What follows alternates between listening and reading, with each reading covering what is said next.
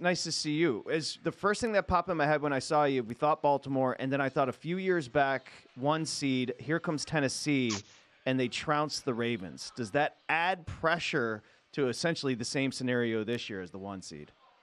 Pressure, absolutely, it adds pressure. I would say that this is definitively a better football team than that was. A far more complete football team, and it starts with the fact that Lamar Jackson is really, I know it's crazy to say because he was unanimous MVP of the league in 2019. He's better. I mean, it's unbelievable how much the game has slowed down for him, the way that he's seeing the field, the decisions that he's making. I think there is a lot more faith in this team. Now, yes, that's in the back of their mind, and the truth is, like, the Cowboys are the laughingstock of football because they always lose in the playoffs.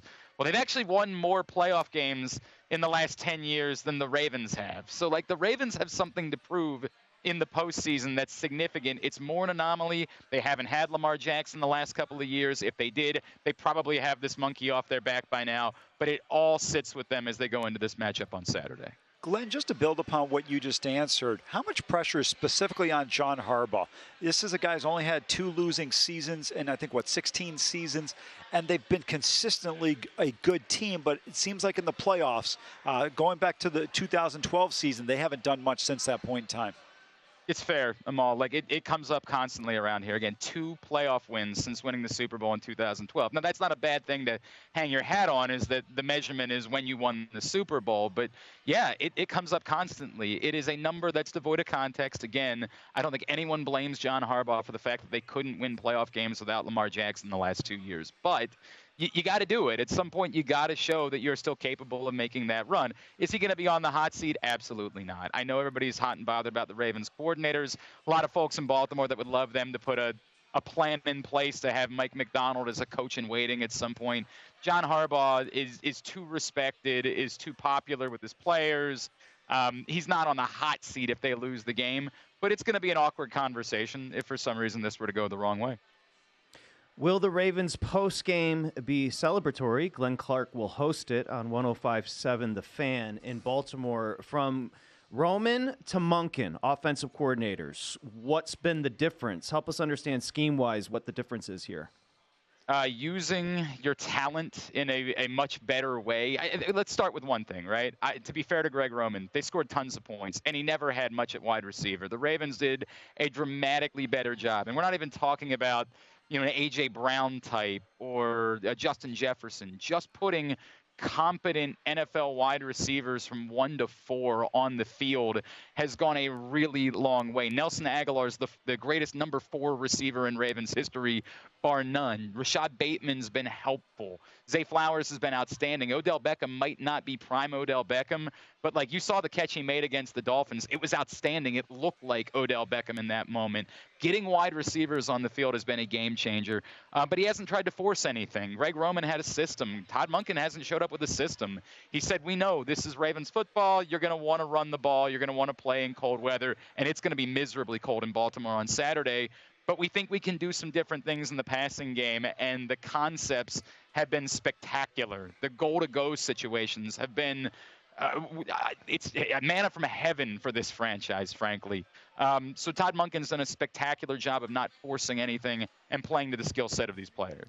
Glenn, when you look at this team and you break down every game, what is one thing that you've kind of universally pointed to for both sides of the ball, offensively and defensively, that you think has really stood out, that really presents a challenge, not only in the game against Houston, but possibly going forward through the Super Bowl? So I would say the only weakness that this team has is their run defense, right? And the Texans are not likely to be the team that can take advantage of that. Everything else has largely been, like, their secondary is deep. They have the best inside linebacking core in all of football. They have gotten so much more from the duo of Jadeveon Clowney and Kyle Van Noy than anyone could have ever dreamed that you would get from those guys at the end of their careers. Mike McDonald's scheming and disguising defensively is filthy, not allowing you to know what's coming on any play. It's absolutely absurd. I can't say enough. Kyle Hamilton should be in the conversation for Defensive Player of the Year. He's in double digits in both pass breakups and TFLs. That's insane, the way that they have used Kyle Hamilton as a weapon. Offensively, the goal to go, I tell you what, if you're looking for a bet on Saturday, you can still get plus money on Gus Edwards as an anytime touchdown scorer. the guy is at 12 goal-to-go touchdowns on the season this year. It's almost a sure thing when the Ravens get into the red zone that Gus Edwards is going to find the end zone. They might have to start treating him like Christian McCaffrey and make it like minus 300 for him to score a touchdown at some point because he's that consistent. It's harder for me to find weaknesses right now. It comes off as hubris, but this team is just playing at such an absurdly high level and doing so many things well. Their depth is astounding. Isaiah Likely is a superstar. Isaiah Likely is a top 8 NFL tight end, and they might still get Mark Andrews back as well. It's bonkers how much the Ravens have to offer right now. You mentioned Mike McDonald. Haven't heard too much, but is his name being pushed around for a potential head coaching job after this season? Yeah, lots of interviews. The Chargers, the Falcons, I think the Panthers, if I remember correctly. I mean, he's taken a lot of interviews.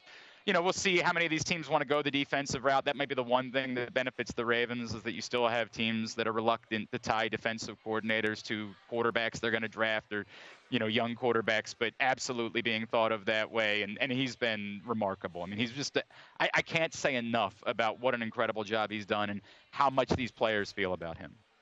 Based on your energy, Glenn, plus 290 at DraftKings to win the Super Bowl is very much in the Ravens' sights. So I'll start with, you are bullish on this team. Let's be fair. The Texans-Ravens, though, let's start with the number 9.5. Does that feel like a number they can cover? It feels like it. I will throw out, this is a number that I've been talking about this week. They are 1-9 in their last 10 games when they have been bigger than a touchdown favorite, 1-9 against the spread in those circumstances. So ironically, the one was their game against the Texans earlier this season, but we know the Texans are a much better team. I think the truth is the Ravens are a much better team. It's hard. If you watch those games against the Dolphins and the 49ers, and I know the Dolphins kind of fell apart after that, but this was the best competition they could face, and they throttled both of those teams down the stretch. If they play the way they were playing down the stretch, it truly doesn't matter who's on the other side of the field. Now, they've got to do that, and I can't see the future. I can't promise anything. But the way this team is playing, there are so few weaknesses. There are so few things that you can't count on. I like the Ravens to cover that number. Also, again, bear in mind, it's going to be miserably cold, about 20 degrees with winds in that 10 to 20 mile an hour range. It's a Texans team that doesn't run the ball brilliantly. I think that the conditions also play into the hands of the Ravens on Saturday. Justin Tucker in the special teams, he's a Hall of Famer. Any concerns at all with him in the postseason? He's just so automatic, we don't even discuss him anymore. You're right, but he had a bit of a rough stretch earlier this season where he missed a couple of kicks and all, and yeah, there was some concern. He righted the ship as the year went on. I would say the Ravens are not as likely to put him out there for like one of those 58-yard kicks that we had seen in the past, a 60-yard kick. I think they would make different decisions. We saw them go for it on 4th and 7 against the Dolphins in the first half instead of eschewing about a 57 or 58-yard kick in that spot. I think they'll continue to do that, but I don't think that there's any concern that he's going to miss the routine kicks or, I guess Justin Tucker routine is still out to about 50 yards. I just don't think they're going to go for the longer, the 58, the 60-yard kicks anymore with Justin Tucker. Have you booked your trip to Vegas yet? Dustin just texted me you can crash at his place when the Ravens come to Vegas for the Super Bowl, Glenn. Have you booked your ticket yet? I might take him up on that. I would love to party with Big Sexy for a week in Vegas. I can assure you we have made plans. We are – look, you have to. They're the number 1 seed for a reason. They're hosting, if they win this game, the AFC Championship. You have to be prepared for that. I can't promise it, but we are absolutely making plans. In fact, I think the plan is to be broadcasting from Stadium Swim there at the Circa, I think is the plan. If the Ravens are in the Super Bowl, is we're going to do our show there for the week.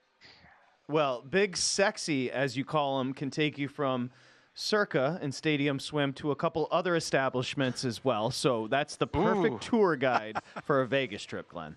Maybe an adult establishment or two, Dustin. I'm down. No. Brother. Remove maybe and just say adult establishment. Yeah, there's no maybe. I will alert them that you will be coming starting now. I'll tell them to start stretching. Oh, man. I can't wait.